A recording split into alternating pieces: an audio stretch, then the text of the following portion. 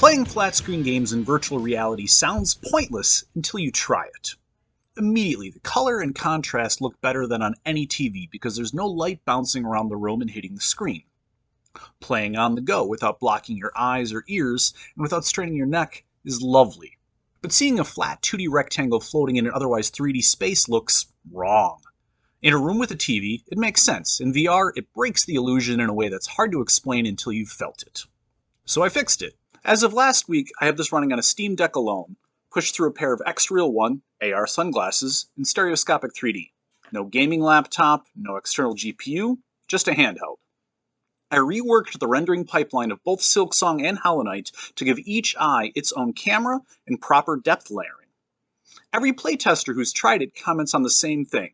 The game looks more beautiful with the ability to look around and past things. Foreground and background separate naturally. You can take in the details without it fighting for your attention, and then you instinctively snap back to focus in the middle ground the instant something attacks.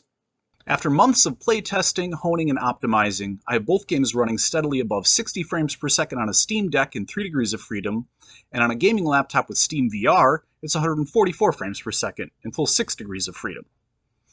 Over 100 unique users have tried my flat-to-VR mod specifically, and over 1,000 have tried the broader set on Nexus. 0 crash reports, 0 complaints. After months of live testing, that still surprises me. However, there's much more to my process than sorting through somebody else's code and adding a camera that doesn't cause other elements to break or cause the game to crash.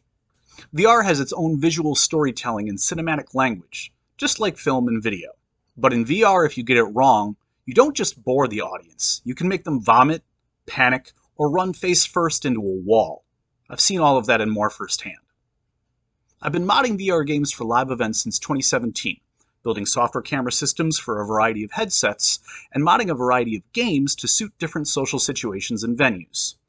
Over those years, I've seen the best and the worst that VR can be.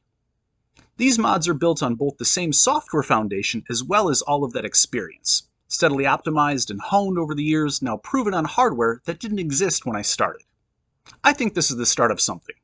Flat-screen games people already love, running natively on VR and AR, on hardware people already own.